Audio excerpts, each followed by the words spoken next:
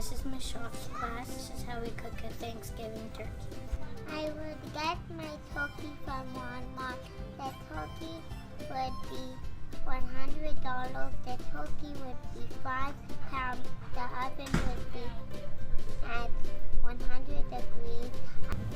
I will put the turkey in the oven. I will set the temperature for 400 degrees and I will cook it for 4 minutes. I will first get my turkey from Ray's. It will cost 100. It will be 100 inches. I would go to the farm. I would buy a turkey. It would cost 1,000 and it will weigh 600 pounds. I will cook a turkey at 700 degrees for 31 minutes. I'll buy the turkey from Costco. The turkey will be $30, 60 pounds. My mom and I will go to Brady's and buy a turkey. It will be $20 and it will be 30 pounds. I put stuffing in the turkey. I'll serve fish, jello, sandwiches, and pancakes. I had a Thanksgiving turkey.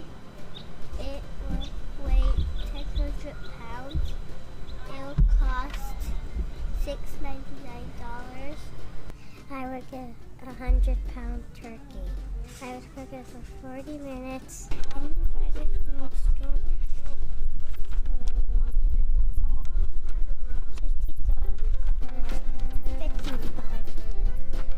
Your turkey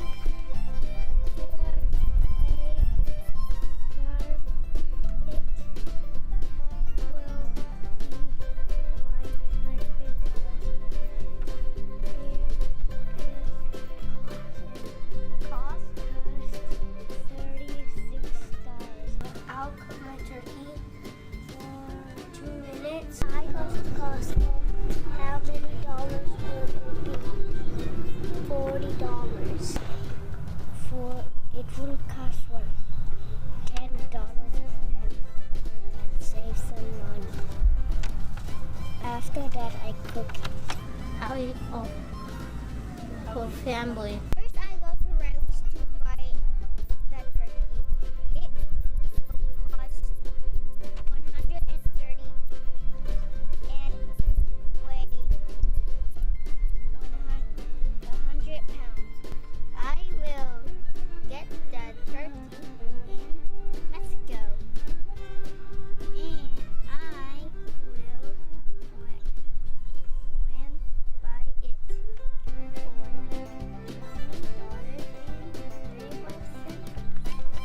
I will get the turkey at Costco. The turkey will cost $31. The turkey will be medium size. Well, I got my turkey from Costco and it costs $1.65. And it weighs 55 pounds. I would put it on the table with the big plate. I will have strawberries and milk on the table. I will eat it with my family. That's how you cook a Thanksgiving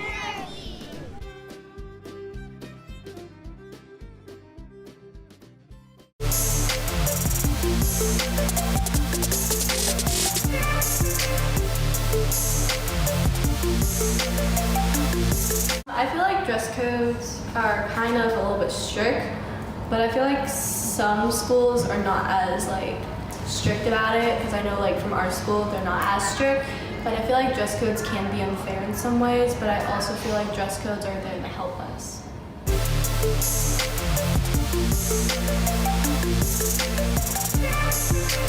I think they're important to have at schools, but I think they're more important to be followed. What's the point of having a dress code if no one enforces it?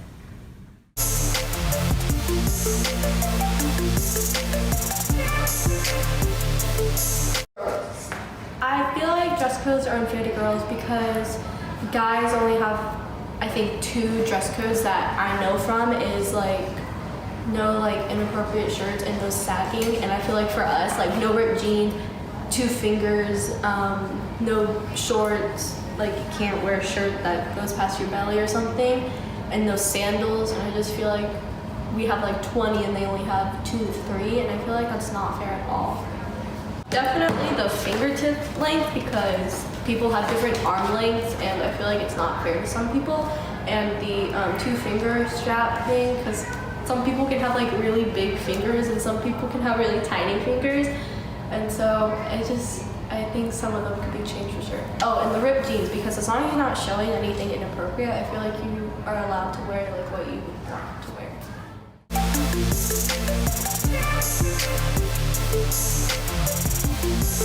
I think that dress codes are fair because some people don't, for some people it's disturbing looking at people that don't wear the dress code.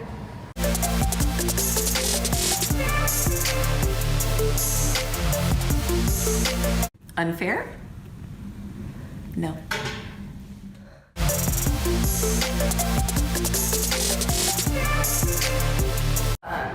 I've been dress coded only for the spaghetti strap things and wearing slides to school.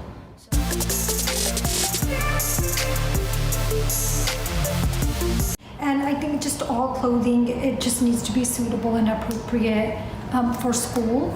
So that's why we have certain rules in place that it needs to be more than 2 inches.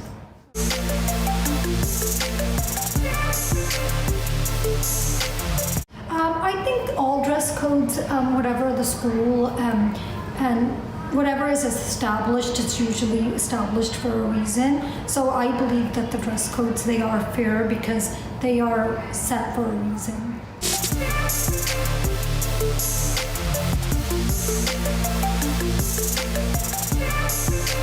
I think the main thing is we want all students to be wearing clothes that aren't a distraction, where people are more focused on the clothing versus, focusing in class, or, sometimes there's someone's wearing a shirt or clothing that's putting down another student because of what it says on it. So that's why I feel that we have a dress code in place, because we want an environment that's free of distractions.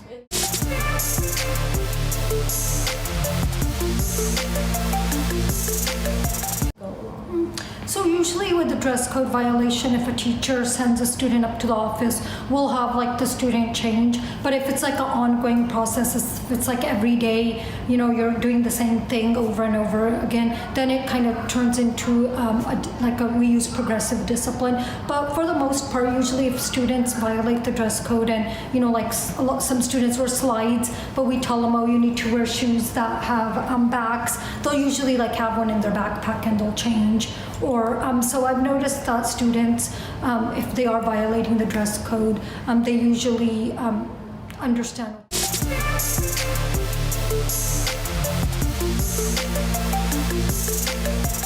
So if they don't have a backup, we do have some clothes in our nurse's office, but if not, they can call their parents or a family member that's on their emergency contact, and they can bring them clothes. Or a lot of students will borrow from a friend.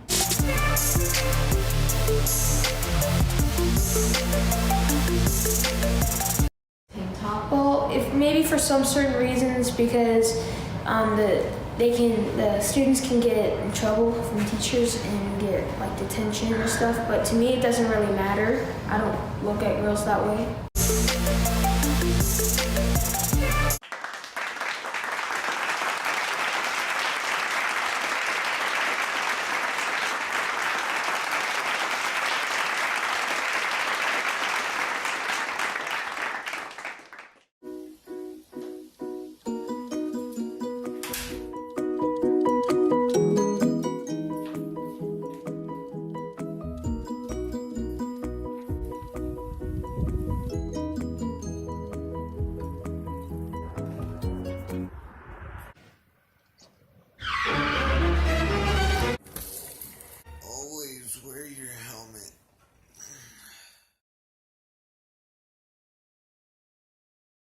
How to make an origami box.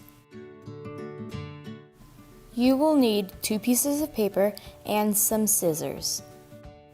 First, take a piece of paper and fold it diagonally so that the edges line up. Then cut off the extra piece of paper. Unfold it to get a square. Fold the opposite corners to align the edges, then unfold it. Now fold the paper horizontally and then vertically.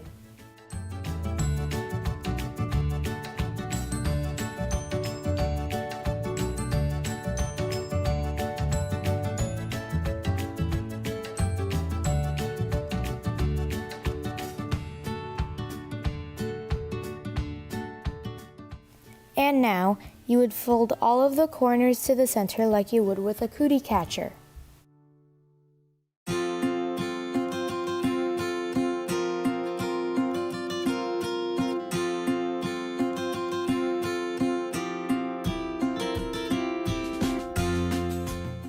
Fold the top edge into the middle horizontally, then do the same with the bottom half.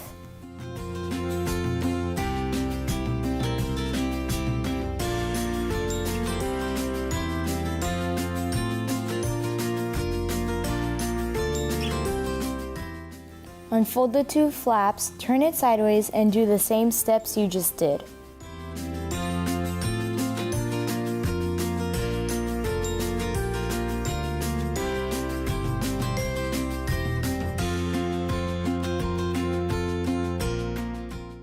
Unfold it, take 2 of the little flaps and pull them outwards. Then take the 2 edges and fold them to the middle.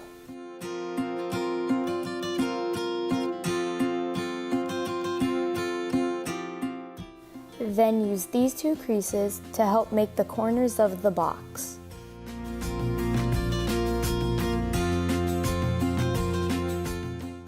Now take this flap and fold it over the wall.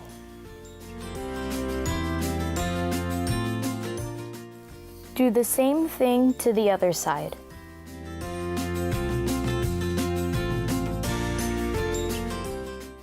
You can also pinch the corners to make it look less curved. Now time for the lid. Repeat all of the same steps.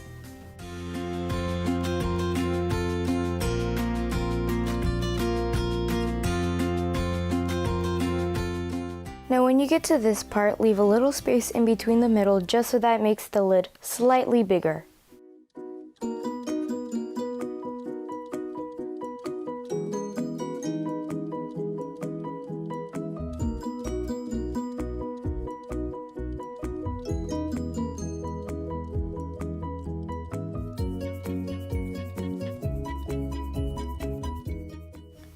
At this part, the paper should have a natural gap in the middle. Now, just continue all of the other steps.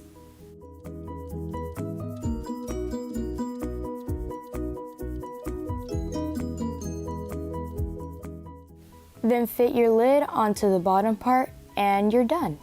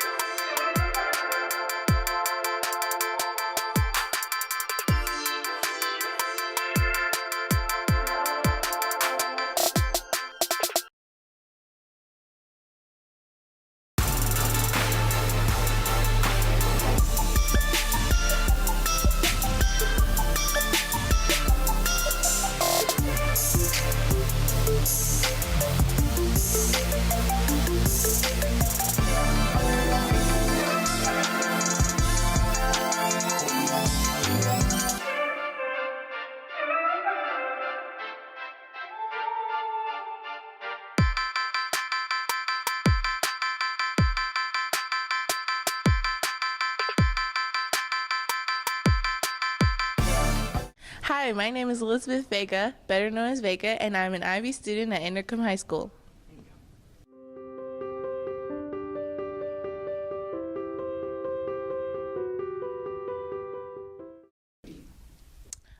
Well, at first, my parents forced me to join the IB program, but after being involved and having firsthand experiences in the program, I've realized that it's something that I want to do, and that putting in hard work now in high school will become great outcomes in the future. So Vega, what are the benefits of you being an IB? So first of all, one of the benefits of being an IB is that we get the best and most advanced education here at Inderkum. And it's not guaranteed, but you can receive up to about 30 to 40 college credits after high school. And also we use the IB Learner Profiles to help develop ourselves both academically and morally to try and be the best student that we can be. So, how do you balance homework, social life, and home life as an IB student here at Inderkum? So personally, that is something that I struggle with myself. But lately, in order to manage my time, I've been trying to organize my assignments as best as possible by making checklists and stuff like that, and setting alerts on my phone, just so that way I'm making sure that I get all my assignments done when I need to. And I make sure to span out my work over the weeks, so I'm not trying to get everything done at once. And also, I rely on my parents a lot to help me make sure that I'm getting the important stuff done first, so that way I have time to do what I please. And another thing that I found really helpful with my social and school life is becoming more close with the people that I have classes with, so that way I can have somebody to study with and help me with academic stuff if I need it, and at the same time I'm spending time with my friends. IB is a rigorous course that challenges students' determination and mindset as they apply all of their learner IB profile traits to the environments of their school life. Vega represents these valuable traits such as communicator, reflective, and caring to develop her sense of character as a person, and most importantly as an IB student here at Inderkum. She's just one of the many students here at Inderkum representing the ideal term of college and career readiness by being in the International Baccalaureate program called IB.